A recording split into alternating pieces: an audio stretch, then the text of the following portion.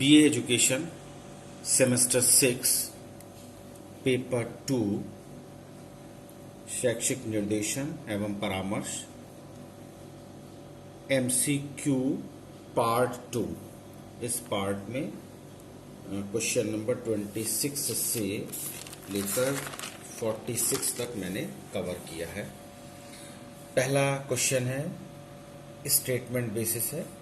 उदीयमान विद्यालय सिद्धांत निर्देशन को समस्त अधिगम के एक पक्ष के रूप में स्वीकार करता है, अतएव अधिगम परिस्थितियों के कुशल प्रबंधन में निर्देशन केंद्रित होना चाहिए। ये कथन किसका है? तो सही ऑप्शन है हॉपकिंस का, इसलिए ऑप्शन ए सही है। शैक्षिक निर्देशन छात्रों को उनकी योग्यताओं और क्षमताओं का ज्ञान करवाकर उनके लक्ष्य निर्धारण में सहायता करता है।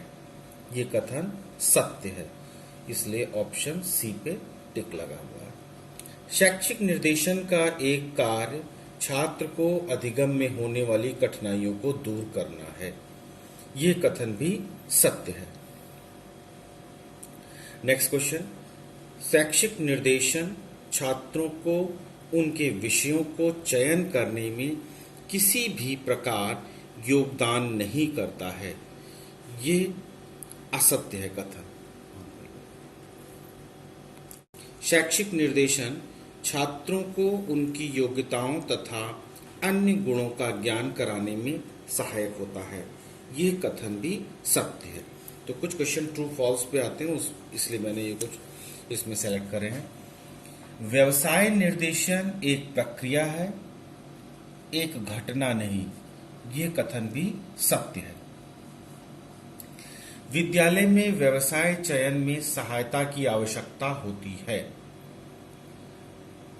तो किसकी आवश्यकता होती है? व्यावसायिक निर्देशन की आवश्यकता होती है। विद्यालय में व्यवसाय चयन में व्यावसायिक निर्देशन की सहायता की आवश्यकता होती है। अगर हमको ऐसा मिलता है तो हमारा व्यवसाय चयन करने में एक सहूलियत रहेगी, आसानी रहेगी, इसलिए ऑप्शन बी सही है।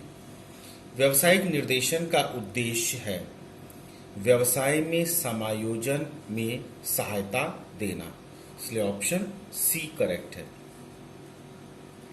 नेक्स्ट क्वेश्चन है, व्यावसायिक निर्देशन और व्यावसायिक शिक्षा का घनिष्ठ संबंध है क्योंकि यह जीवन की तैयारी में सहायक है। बी, यह शिक्षा और व्यवसाय की कड़ी है। सी ऑप्शन, यह व्यवसाय के चयन में सहायक है। यहाँ पर तीनों ऑप्शन सही हैं, इसलिए उपरोक्त सभी, इसलिए डी ऑप्शन सही हो जाएगा। क्योंकि तीनों ऑप्शन सही है, इसलिए डी सही है। व्यावसायिक निर्देशन छात्रों को उनमें निहित गुणों का ज्ञान कराता है। ये कथन सत्य है।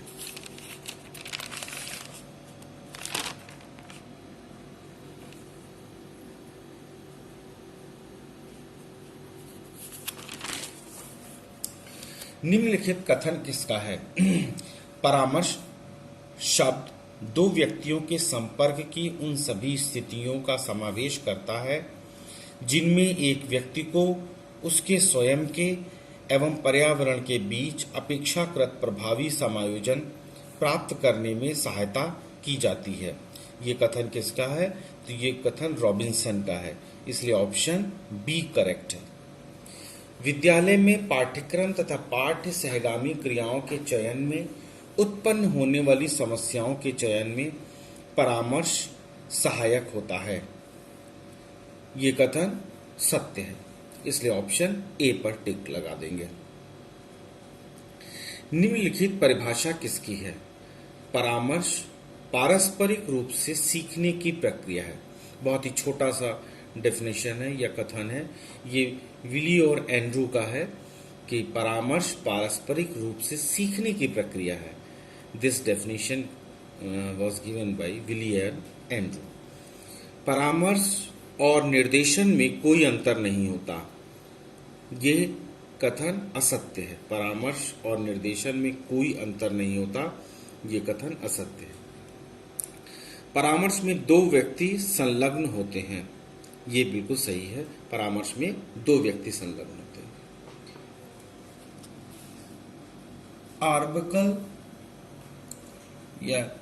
आर्बकल के अनुसार परामर्श के तत्व हैं। परामर्श के 3 तत्व होते हैं, ये आर्बकल ने बताया था।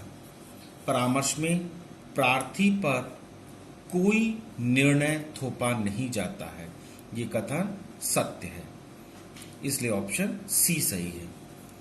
क्वेश्चन नंबर 43, एक मनोवैज्ञानिक या मनोचिकित्सक को ना तो कुछ बेचना होता है और ना ही विहितीकरण करना होता है, ये कथन है रॉबर्ट डब्ल्यू वाइट का, इसलिए ऑप्शन डी करेक्ट है।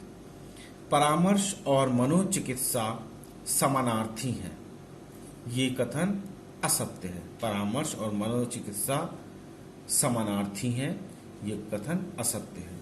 क्वेश्चन नंबर 45, आत्म स्वीकृति से आशय है या आत्म स्वीकृति से क्या अभिप्राय है? अपने व्यक्तित्व और प्रतिभा को स्वयं स्वीकार करना, लोक व्यवहार के अनुरूप व्यवहार करना, अपनी योग्यता, रुचि और क्षमता को पहचानना, उपर्युक्त सभी। तो इसमें ऑप्शन ए सही है। आत्म स्वीकृति से तात्पर्य है अपने व्यक्तित्व और प्रतिभा को स्वयं स्वीकार करना, इसलिए ऑप्शन ए सही है। इस पार्ट का लास्ट क्वेश्चन है, परामर्श का उद्देश्य व्यक्ति को आत्मज्ञान कराना नहीं है, ये कथन असत्य है, इसलिए ऑप्शन सी करेक्ट है।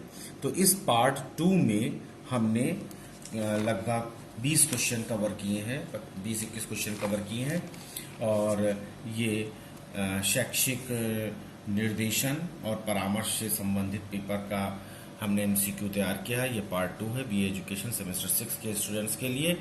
लेक्चर 17 है ये, और इस वीडियो को शेयर करिए, इसको सब्सक्राइब करिए और अपने दोस्तों में भी इसको शेयर करवाइए। Thank you.